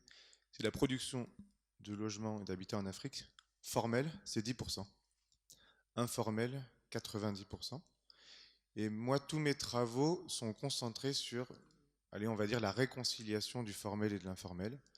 Je pense qu'il y a quand même, si on met les pieds dans le plat, on peut se poser la question, est-ce que le formel est meilleur que l'informel, à votre avis? Franchement. Et ben voilà, je pense que, bien sûr, sous plein d'aspects, oui. Et sous plein d'aspects, on voit qu'on essaie de se réinspirer de la cour, de se réinspirer de la voûte nubienne. Enfin, on essaie d'aller rechercher plein de choses qu'on a perdues de l'informel, et on essaie de le réinjecter dans le formel. Oui, c'est du vernaculaire. Alors, je vais vous montrer des choses qui font que, quand on refait l'histoire de si on refait l'histoire de notre profession, urbaniste-architecte, on va voir qu'en fait, il y a toujours eu ces deux facettes, entre guillemets, le formel et l'informel. Les villages sans urbanistes et les villes avec urbanistes, les maisons avec architectes, les maisons sans architectes. C'est une vraie question de fond, et je pense que quand on est face à des chiffres comme ça, avec 90% d'informel, il y a une énorme question qu'il faut se poser, et on finit même par se la poser en France. On parlait tout à l'heure des chiffres, on disait 100 000 logements pour résoudre un problème au Sénégal. On voit bien que 100 000, vous l'avez dit, c'est un peu petit comme chiffre finalement par rapport à l'enjeu. Moi, j'ai vu un article cette semaine où on va produire 8 logements abordables en Seine-Saint-Denis. 8. Et on fait tout un article sur le bail réel solidaire, c'est-à-dire les offices fonciers solidaires. Et on produit en Ile-de-France 8 logements abordables et on s'en fait quasiment une conférence, des conférences, etc. Et donc, qu'est-ce que c'est que ce 8 logements abordables? Et quand on voit 90% d'informel, 10% de formel, ça doit nous poser des questions fondamentales. Je pense, on peut toujours rêver que ces 90% d'informel deviennent du formel, mais moi, j'y crois pas du tout, personnellement. Et quand j'ai entendu ces chiffres à 2050 de ce qui est en train de nous arriver, des populations urbaines, je pense qu'il va falloir un peu rebattre ces cartes. Alors, voilà. Il y a une idée clé que les urbanistes et les architectes ont un petit peu oubliée ces dernières décennies, c'est celle du lot libre, c'est-à-dire un bout de parcelle dans lequel les gens peuvent faire ce qu'ils veulent. Vous voyez ici, vous avez Paris, en rouge, l'habitat collectif, et en jaune, c'est l'habitat individuel pavillonnaire de l'Île-de-France qui s'est construit dans les années 20 et 30, 1920-1930, de façon tout à fait illégale et informelle en France. Donc c'est l'histoire du XXe siècle français. Vous voyez là, je suis en 1919, il manque un petit chiffre, à Montfermeil, et vous avez des chemins de terre, des parcelles qui sont à peine découpées, des lotisseurs spéculateurs qui ont exploité un vide juridique dans la loi française pour aller acheter des fonciers, les viabiliser avec des chemins de terre et les vendre pour faire des cabanes à jardin pour les particuliers, mais qui leur disaient en fait que vous pourriez construire votre maison. 1919, donc toute l'Île-de-France, je vous le remontre, a été construite comme ça. Tout ce qui est jaune ici, c'est ces lotissements informels des années 20 d'Île-de-France. 40 ans plus tard, ces lotissements ne sont pas encore remplis. Et on voit qu'on est à peu près à 60% de taux de remplissage. Les gens, au fur et à mesure, sont venus chercher ces parcelles et ont construit des habitats de différentes générations. Donc vous voyez, le tout début, ça continue, ça s'urbanise un petit peu, le chemin est un peu plus stabilisé. Et puis on voit des choses qu'on a plutôt l'habitude de voir dans d'autres continents, mais qui se sont tout à fait développées en France. 1977, c'est rempli à 70%. Aujourd'hui, 2012, quasiment toutes les parcelles sont remplies, mais maintenant qu'elles sont remplies, eh bien, elles se divisent et il y a encore des constructions qui continuent de se développer à partir de ce plan. Quand vous interrogez le maire de Montfermeil, il veut dépenser des milliards pour refaire les grands ensembles, par contre préserver ce tissu pavillonnaire qu'il considère comme étant le joyau et la pépite de sa commune. L'informel, au final, même qui a été régularisé par des lois, l'État a racheté les chemins pour en faire des vraies rues, avec les chaussées, les réseaux, etc. Mais dans le fond, d'un point de vue patrimonial, l'informel est aujourd'hui protégé est considéré comme la pépite des maires de ces communes-là, alors que le formel de l'époque, c'est-à-dire les grands ensembles, les bars et les tours que les architectes et les urbanistes ont fait, est aujourd'hui reconfiguré, reconstruit partiellement à coût de milliards d'euros publics. Et bien sûr, il n'y en a pas assez pour résoudre toutes ces questions-là. Alors ici, donc je suis toujours en Île-de-France, je dézoome un petit peu pour que vous voyez, et je dézoome, et là vous avez l'Île-de-France. Vous voyez bien, Paris se reconnaît très bien ici, là. Ici, cette texture, et vous voyez que tout autour, c'est l'ancien habitat informel français qui est devenu formel et qui aujourd'hui tout à fait désiré. C'est des maisons qui valent 600, 700, 800 000 euros et qui sont le lot des classes aisées franciliennes qui ont la chance de pouvoir s'acheter une maison avec un petit jardin. Ici, les échoppes bordelaises, pour ceux qui sont déjà allés à Bordeaux, ça c'est l'habitat formel pour le coup, en lot libre, c'est pas de l'habitat groupé, vous voyez, il n'y a pas de promoteur, des parcelles qui ont été découpées et qui ont été rassemblées de façon relativement dense. C'est comme ça que Bordeaux, au 19e siècle, a fait son logement abordable, avec ce lot libre. Ici, je suis à Jakarta. Le lot libre prend une forme un petit peu différente, avec le modèle foncier villageois indonésien qui a été étendu. Et donc Jakarta est aujourd'hui une sorte de village de lot libre de 30 millions d'habitants. C'est-à-dire que vous avez la moitié de la France qui tient dans une agglomération qui est celle-ci. Vous voyez, vous avez les volcans en bas, le port là-haut, l'ancienne ville coloniale, le centre de la ville, et vous avez cet urbanisme qui produit ça, concrètement. Et donc vous voyez que toutes les rues quasiment de Jakarta, de la banlieue de Jakarta, sont sous forme de ces petites venelles à peu près en enrobé, stabilisées, on va dire le recueil des eaux de pluie, des problèmes d'assainissement, parce que cet informel n'a pas anticipé, n'a pas été planifié, n'a pas été équipé. Mais mine de rien, ce tissu urbain d'habitat, moi je regarde sous l'angle de l'habitat, qui est extrêmement qualitatif. Là, on part au Japon. Quand vous regardez le tissu urbain japonais, on est dans la banlieue de Tokyo. On a encore cette logique de la viabilisation a priori, et ensuite du développement des lots libres qui font que les gens se développent au fur et à mesure. Ici, je suis au Kazakhstan, Karaganda. Vous voyez la limite entre le formel façon de grands ensembles, et à droite, on voit l'informel qui évolue progressivement, avec des gens qui habitent alors que les voies ne sont même pas tracées, et puis des choses qui évoluent au fur et à mesure. Alors, ce que ça pose comme question, pour moi, c'est une histoire de filière, et de qui construit, qui aménage, qui paye quoi, et qui est libre de faire quoi. En France, pour qu'on prenne un peu des repères ensemble, chaque année, on construit à peu près 400 000 logements. Vous en avez 40 000 qui se construisent en individuel groupé. Vous savez, ces maisons en bande, qui sont toutes les mêmes maisons, 40 fois, individuel groupé, 40 000 par an. Le collectif, en 2019, 200 000 par an. C'est un chiffre qui a un peu monté. Et puis, vous avez ce qu'on appelle l'individuel pur. C'est un terme technique des statisticiens, qui est l'autopromotion, c'est-à-dire un habitant qui acquiert une parcelle et qui lui-même fait construire la maison pour lui. Voyez, et c'est cette filière-là qui me semble intéressante pour faire se rejoindre le formel et l'informel. En France, quand dans une opération d'aménagement, sur une même rue, d'un côté, vous vendez une parcelle à prix équivalent à un promoteur qui fait de l'habitat groupé en bas, et à des particuliers directement en haut qui font sur chacun de leurs parcelles leur maison, vous avez un différentiel de coût de 800 € par mètre carré. Ici, c'est des maisons à 250 000 €, habitat groupé. Ici, c'est des maisons à 170 000 € pour des gens qui ont payé le même prix le foncier.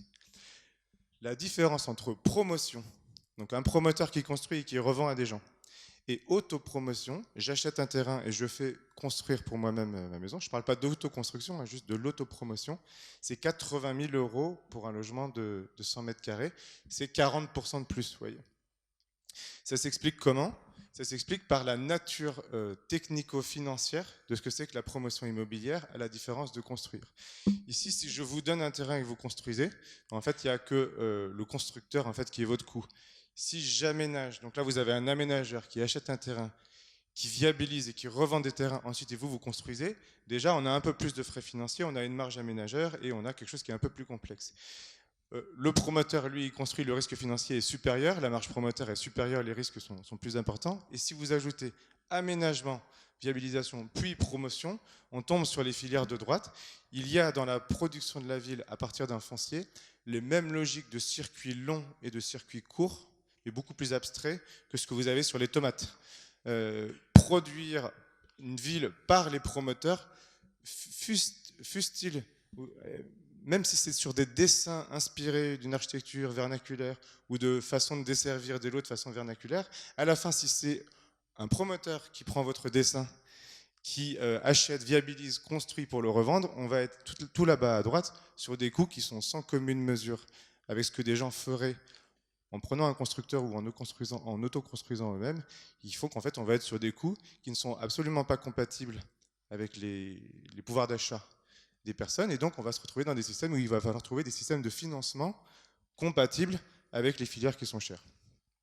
Donc, ce petit schéma de synthèse un petit peu pour essayer de clarifier la réflexion. En haut, vous avez une première séparation entre l'informel et le formel. L'informel, c'est, on va dire, sans titre foncier, sans autorisation d'urbanisme. Le formel, vous avez un titre foncier, une autorisation du propriétaire à construire, et une autorisation de la ville ou de l'autorité locale, on va dire, à construire dans une zone constructible. Parfait. Ensuite, deuxième critère, vous avez viabilisé, non viabilisé. Dans les développements spontanés, des gens qui construisent alors qu'il n'y a même pas de voie d'accès. Non viabilisé, viabilisé, il y a déjà un chemin de terre sur lequel vous pouvez rouler et vous allez construire. Ensuite, vous avez non branché, les réseaux ne sont pas là, l'assainissement n'est pas là, l'électricité n'est pas là, et puis progressivement, les concessionnaires réseaux, avant même d'ailleurs que vous soyez régularisé par l'autorité administrative d'urbanisme, les réseaux vont arriver pour vous proposer l'abonnement à l'électricité, l'abonnement à l'eau, etc. Ensuite, vous avez autoconstruit, c'est moi qui construis avec ma famille, mes proches, mes cousins, etc. Et construit par une entreprise. Alors, c'était là une vraie question, c'est quel est le tissu qui est capable de construire pour des familles, pour des particuliers, en tout cas sur des petits lots, et à la différence des équipes qui vont construire pour les promoteurs. Et ensuite, vous avez l'autopromotion et la promotion. Donc, pour vous, voilà le petit référentiel. Ça, en 1920 à Paris, c'est tout à gauche, c'est informel, non viabilisé, non branché, autoconstruit, et c'est en autopromotion. 100 ans plus tard, le même quartier, il est formel, viabilisé, branché. Les gens qui construisent dans ces tissus font appel à des constructeurs de maisons individuelles ou des architectes, et ça reste dans un système d'autopromotion. Ici, à Jakarta, donc c'est seconde partie du XXe siècle, c'est une ville qui s'est développée sur plusieurs dizaines d'années. On est sur des parties, on n'est pas très loin du formel, en fait ça dépend un petit peu de... Ça part de l'informel et ça va vers le formel. C'est viabilisé en partie, branché en partie, autoconstruit en très grande partie, toujours en autopromotion. Jakarta, des nouveaux développements, donc façon promoteur cette fois. Là où on est tout à droite du schéma, c'est-à-dire que c'est formel, viabilisé, branché, construit par des professionnels et promu par un promoteur. Vous voyez, tout à droite.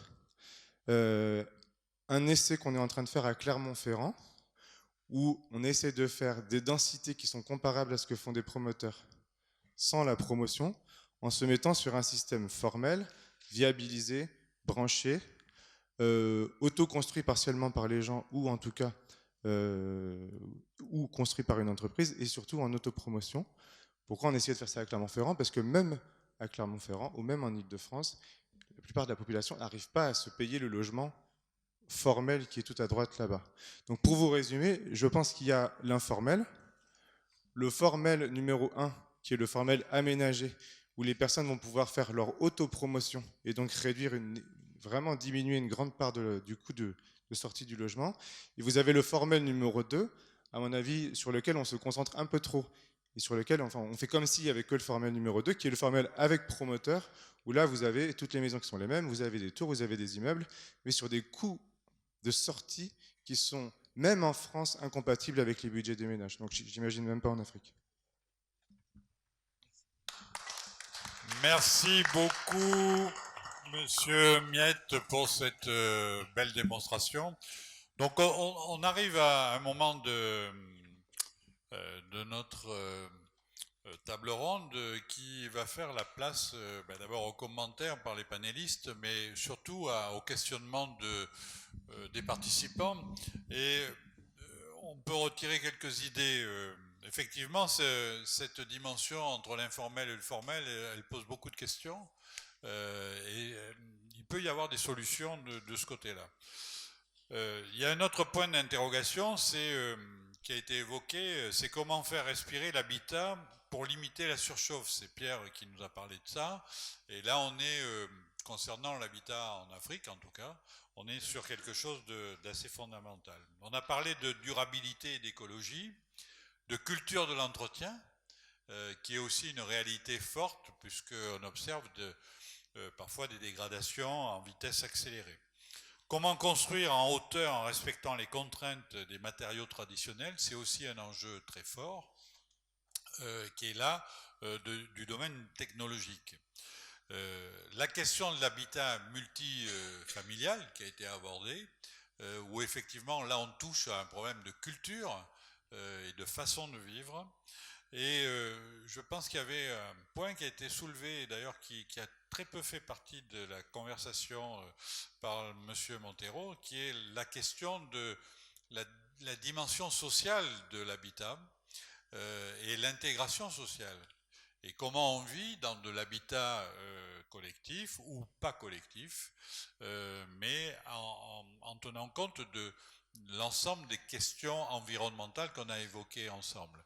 Quelle est la place de l'humain au milieu de cette problématique-là? Parce que il est certain qu'il y a les aspects techniques, mais il y a aussi l'humain. Donc voilà quelques questions qui se posent au travers de l'intervention de nos panélistes. Je crois que le plus simple, c'est de passer la parole à l'assistance et puis de pouvoir répondre à quelques questions que vous auriez en tête. À vous la parole dans la salle. Alors le plus dur, c'est le premier, hein, ou la première d'ailleurs.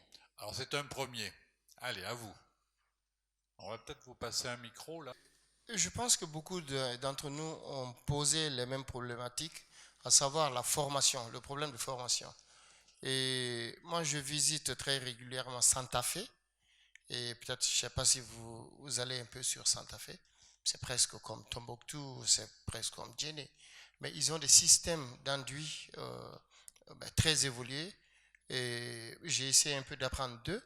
Mais le problème est que notre manière de comprendre la modernisation, c'est ça. C'est-à-dire, nous, on pense que si on passe de matériaux terre à matériaux ciment, on est moderne. C'est ça notre problème. Et avec la mondialisation, c'est ce qu'on doit revoir. Parce que la mondialisation nous donne la chance à garder nos propres valeurs. Donc moi, je pense que dans nos habitats, c'est ce qu'on doit penser. Donc, on ne doit pas penser que si on utilise d'autres matériaux, on est moderne. Mais si on améliore ce qu'on a et garder le cadre de vie qu'on a toujours eu, je pense que c'est là où on peut aller. C'est un peu ça le problème. Nos architectes, nous, on n'est pas bien formés, ça c'est le problème. On n'est pas bien formé du cadre du Mali parce que chaque architecte est formé un peu partout. Mais je pense qu'on doit quand même mettre une structure de formation continue et surtout sur les réalités du pays. Donc ça, c'est un peu ma réponse à votre question. Ma question rejoint un peu la question qui avait été posée tout à l'heure. Ça concerne l'usage, la maîtrise d'usage, surtout au Mali. C'est-à-dire que j'ai apprécié la démarche qui a été adoptée. Et ma question est de savoir, est-ce que aujourd'hui, avec toutes les mutations qu'on a avec la mondialisation, est-ce qu'il y a un réel besoin de vivre aujourd'hui avec une cour commune, ou est-ce que c'est une résultante, c'est subi par la génération actuelle, ou c'est faute de moyens que les gens restent en fait dans cette cour commune-là? Alors la question serait de savoir, est-ce qu'on a obligé de développer une habitation autour de cette cour commune et de la moderniser, ou s'orienter vers d'autres typologies d'habitation? La seconde question pour monsieur concerne tout le confort niveau thermique. De votre expérience à Dakar, est-ce que vous pouvez nous dire, on n'est pas à un point près, mais de savoir quel serait le surcoût, par exemple, en termes de construction, d'une surtoiture, d'un prémur, voilà, les solutions que vous proposez, quel serait le surcoût éventuel pour une personne lambda dans une autoconstruction ou par un aménageur? Ok. Merci. D'accord. Merci pour votre question. Et la question de cour, vous saviez que certainement la maison à cour existe un peu partout dans le monde. Moi, j'ai fait mes recherches, pas qu'au Mali, j'ai fait à peu près des recherches dans 40 pays. Et j'ai essayé d'approfondir mes recherches, surtout dans les pays asiatiques. Mais si vous vivez dans un pays comme le Japon, vous allez savoir combien la vie en communauté est très importante. Avec une population qui vieillit, et aussi vous allez voir des grands-mamans qui meurent à longueur de journée sans que quelqu'un le sache. Donc cette cour où on se gêne, où on se bat, tu vois, on se dispute, je pense que ça c'est quelque chose de très important qu'il faut conserver. Enfin, ça c'est mon point de vue. Ça c'est très très important. C'est-à-dire, il n'est pas sorti ce matin, elle là qui nous chauffe l'oreille. Donc moi par exemple en Chine, j'ai mené la même recherche. En Chine, eux ils ont essayé de diviser la cour en construisant des murs. Là, la communauté a complètement dérobé, donc il y a eu beaucoup plus de problèmes. Donc maintenant, je pense que dans beaucoup même de villes ou de pays modernes, on essaye par exemple d'avoir une densité plus forte. On est en train de retourner à ça. Par exemple, quand vous allez aux États-Unis, on commence à faire multi-income neighborhood, c'est-à-dire on mix income avec des densités fortes, parce que la réalité a montré que les densités fortes permettent aux communautés d'être plus stables. Bon, maintenant, moi, mon problème avec la cour, comme vous le dites, est-ce que c'est la peine d'aller toujours avec la cour ou truc? Mais moi, je pense que ça, c'est une forme dont vraiment nous-mêmes, on ne se rend pas encore compte de sa valeur. Donc moi, mon problème, c'est essayer de faire sa promotion, mais en même temps, comme je le propose, je fais des alternatives où on garde la cour, mais en même temps, on a son espace individuel. C'est un peu ça le grand problème. Mais se voir tous les jours, se marcher là-dessus, s'insulter, je pense que ça, c'est quelque chose que je garderai pour surtout la globalisation. Merci pour cette réponse. Alors, je voudrais ajouter une autre question. Alors, là, vous venez de parler de la question des espaces à partager en commun, certains espaces, et d'autres sont plutôt privatifs. Et donc là, on touche à des questions de culture, de vie. Il y a un autre domaine, moi, sur lequel j'aimerais avoir votre avis, et vous tous, c'est comment on fait percevoir la question de la modernité dans les matériaux par rapport aux matériaux traditionnels. J'ai souvent entendu dire, mais comment, vous voulez qu'on vive dans de la terre et du chaume? Ça, c'était nos grands-parents qui étaient comme ça. Aujourd'hui, ben oui, ce qui tient et qui craint le moins, c'est le parpaing, la tôle. Comment faire en sorte, vous qui êtes spécialiste de la question, faire comprendre et entendre que se baser sur des matériaux traditionnels, c'est pas une régression, parce que c'est aussi au centre de la question. Monsieur Montero. Je peux parler d'une expérience. C'est vrai que d'abord c'est une question culturelle. C'est vrai qu'aujourd'hui en Afrique, la construction en terre est vue comme quelque chose de pauvre. Donc, parce qu'il faut, je ne sais pas qui disait, je pense que c'était vous, il faut des exemples. Et c'est très difficile de donner des exemples à une échelle qui soit perceptible ou qu'on puisse changer de paradigme. Bien sûr qu'aujourd'hui, on peut construire des immeubles en terre. On n'a pas besoin de construire tout en terre. Il y a des systèmes qu'on peut utiliser, des systèmes mixtes, terre, béton, pourquoi pas. Il y a le béton de terre. Donc, je vais donner un exemple. Au Bénin, il y a un partenaire à nous qui est en train de faire de logements sociaux.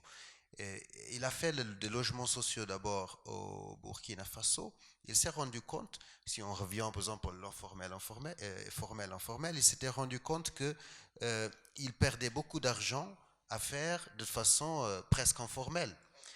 Parce qu'il n'y a pas la formation. La formation, c'est l'université pour former les architectes, mais aussi pour former le maçon.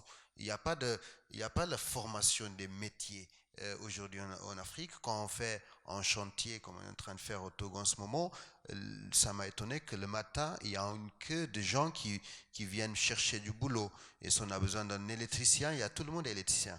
Donc, ça veut dire qu'il y aura pour la mise en forme, mise en place, il faut déjà former les gens, mais être aussi forte de propositions. Donc ce même promoteur, il est arrivé, promoteur, c'est un bâtisseur, c'est pas un promoteur, il est arrivé au Bénin, il s'est dit, donc je vais construire un préfabriqué.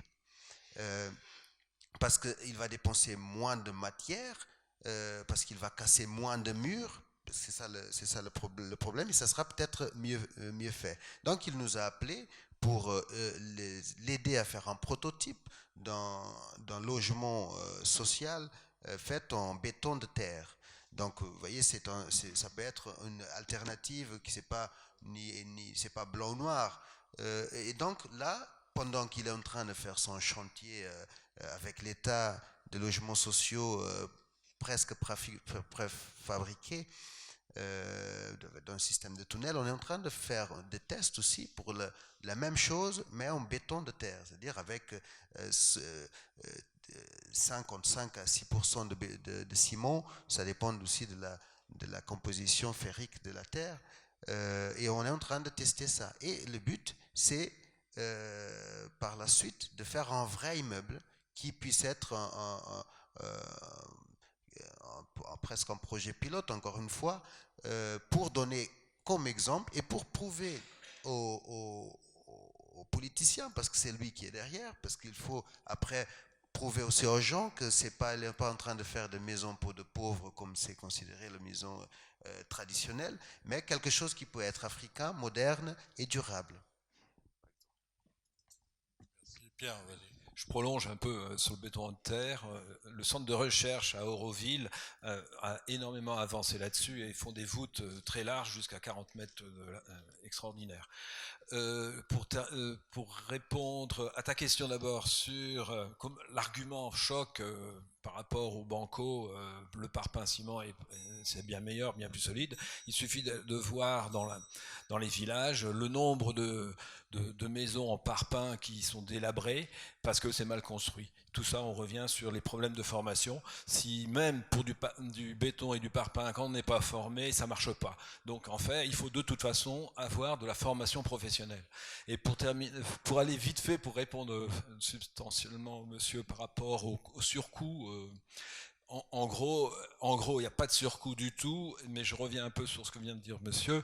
C'est vrai que les filières n'existent pas. Par exemple, sur le Sénégal, il n'y a qu'un seul constructeur en BTC, de briques de terre compressées.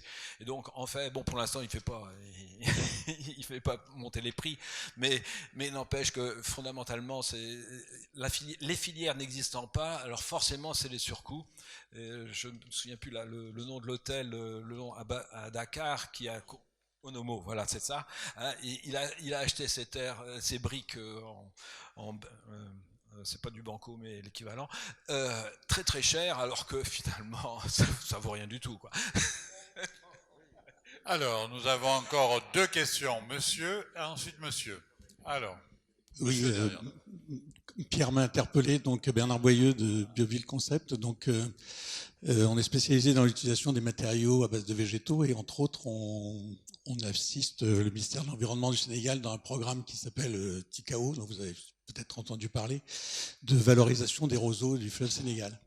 Voilà, donc c'est pour positionner, et avec l'ADEME, représenté ici par Mélène Sabatier-Connor. Voilà. Et je voudrais revenir sur l'aspect des matériaux, qui est évidemment au cœur de notre sujet. Je pense que s'il y a un rejet un peu culturel, un problème culturel par rapport aux matériaux dits traditionnels, je pense que ce problème culturel, il est autant chez les concepteurs que chez les gens qui construisent, etc. On peut construire en terre sans que la terre se voie du tout. Vous faites le tour de Paris, vous avez plein de lycées qui sont construits en paille, vous voyez absolument pas la paille. C'est de la construction très très innovante au niveau architecture. C'est de l'architecture très contemporaine, très bien signée, etc. Donc je pense qu'on a un peu un blocage de voir systématiquement un bâtiment qui est en terre on n'a pas besoin, comme si la Terre doit être apparente et comme si c'était quelque chose qu'on devait voir, quoi. Et quand vous parlez de construction en terre avec 5 ou 6% de ciment dedans, ça n'a rien de traditionnel du tout. C'est un matériau très contemporain et il faut savoir qu'il y a autant de ciment que dans un mur en parpaing quand on fait ça. Donc on n'est pas... Et par rapport au TIFA, ce qu'on est en train de développer aussi, c'est des mélanges avec du ciment, pour faire des matériaux qui ont énormément de qualité sur l'inertie, sur leur changement de phase, etc. Donc simplement, je voudrais dire que je pense qu'on a une mauvaise vue. On peut construire des bâtiments très très contemporains en utilisant ce type de matériaux ou d'autres, et ces matériaux sont très modernes. L'autre point qui me semble important et qui n'a pas été beaucoup évoqué, je trouve, c'est qu'on parle de ville durable. Quand on parle de durable, on parle aussi d'environnement et de changement climatique, évidemment de social et économie, mais aussi de changement climatique. L'intérêt quand même énorme de ces matériaux, en particulier ceux à base de végétaux, c'est de capter du carbone, de le stocker. Et donc, vu le volume qu'il y a à construire en Afrique dans les années qui viennent, ça me paraît vraiment aussi important que de réduire la climatisation. Bien sûr, il faut la réduire, il faut l'annihiler, mais il faut avoir en tête que sur l'impact environnemental de ces bâtiments, l'aspect des matériaux est aussi et sans doute beaucoup plus important en Afrique que l'aspect consommation d'énergie. Et je pense qu'on est en train de changer de paradigme là-dessus en France, et je pense que c'est encore plus important en Afrique. Merci pour cette précision. Alors une dernière question, puisque nous arrivons au terme de notre table ronde. Oui, j'ai trouvé le panel des intervenants extrêmement complet et très intéressant, mais il y a un point qui me semble manquer. La question que vous avez posée, monsieur l'architecte de Dakar, de l'ordre de Dakar, c'est la question de la quantité. Face à une dynamique démographique, comment répondre en quantité et comment répondre en qualité? Et ça, c'est la question que vous avez abordée, monsieur. La qualité de l'urbanité en Afrique, moi, je l'ai apprise en lisant Ampateba, Boucle du Niger. L'éducation des enfants, collective, pas seulement familiale, et l'espace semi-privé, l'espace semi-public, c'est très important dans le mode de vie africain, et c'est perdu dans le modèle occidental que vous avez appelé formel. Vous voyez, c'est complètement perdu. Et ça pose énormément de problèmes. Dès qu'on sort du centre-ville, où il y a des espaces communs, des espaces partagés, dès qu'on arrive dans la banlieue, c'est-à-dire le lieu de la reproduction de logements standardisés, où il n'y a pas de tissu urbain autour, il n'y a pas la qualité qui permet l'éducation des enfants, la transmission intergénérationnelle, la complémentarité intergénérationnelle, eh bien, on a beaucoup de problèmes. Donc, comme on est à Versailles, on peut se poser des questions. Qu'est-ce qu'il y a à retenir du modèle occidental? Qu'est-ce qu'il y a à fuir? Et dans ce que vous avez dit, monsieur, il y a un point qui aurait pu être développé, c'est la part de la voiture comme véhicule du modèle de l'isolation, de l'espace fermé, clos, climatisé, où avec un bouton, on règle la température. C'est très très fort comme véhicule culturel, mais derrière, il y a une idéologie sécuritaire. L'idée d'avoir un habitat isolé et protégé, et qui est clos sur la famille nucléaire, c'est une idée très très forte, mais qui est très sécuritaire en réalité, dans cette manière de penser. C'est un habitat qui se protège énormément de l'extérieur, mais qui n'est pas forcément très très bon pour la socialisation. Vous voyez? Donc dans ce que vous disiez, c'est très juste. Le point qui me semblait manquer dans votre panel, c'est la question, non pas des technologies, mais des entreprises, de l'artisanat, de qui va produire le bâti. Parce qu'entre les deux extrêmes que vous avez cités, le formel et l'informel, où j'ai corrigé en disant leur vernaculaire, il y a des étapes intermédiaires. Aimé Césaire, un jour, m'a fait un cours d'aménagement urbain et il m'a expliqué qu'il avait fait un mandat par sujet. Un mandat pour l'assainissement, un mandat pour la distribution d'eau, un mandat pour les écoles maternelles, bon, et ainsi de suite. Et il a terminé en me disant « j'ai transformé le bidonville en ville ». Ça, c'était une idée précieuse, parce que dans le bidonville, il y a de l'urbanité, il y a du vivre ensemble.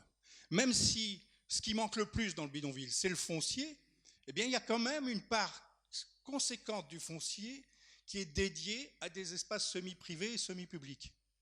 Ça, c'est très intéressant, très significatif.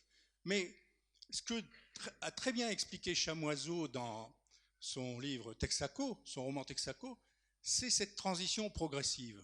Et comment on passe? Et alors là, la question de la formation d'artisans, de toutes petites entreprises, est une question, et à la fois une question et une réponse. C'est compliqué à faire, mais il y a les gens pour.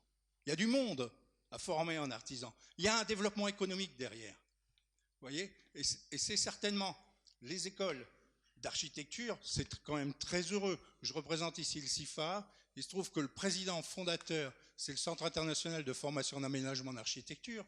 Le président fondateur, il est de Versailles. Malheureusement, il est malade, il ne peut pas venir. Mais il a été le premier directeur de l'école d'architecture de Dakar, qui avait été voulu par le président Senghor. Vous voyez, ce besoin de former des architectes, enfin, l'Afrique commence à répondre à ça. Et c'est vraiment décisif. Parce que pour passer de quelques exemples à montrer à la mise en œuvre cas par cas, site par site, population, quartier, îlot par îlot, famille par famille, eh bien, il faut des médiateurs. Et les architectes, c'est leur métier. Ça manquait aussi dans votre schéma, vous voyez, c'est un métier très utile.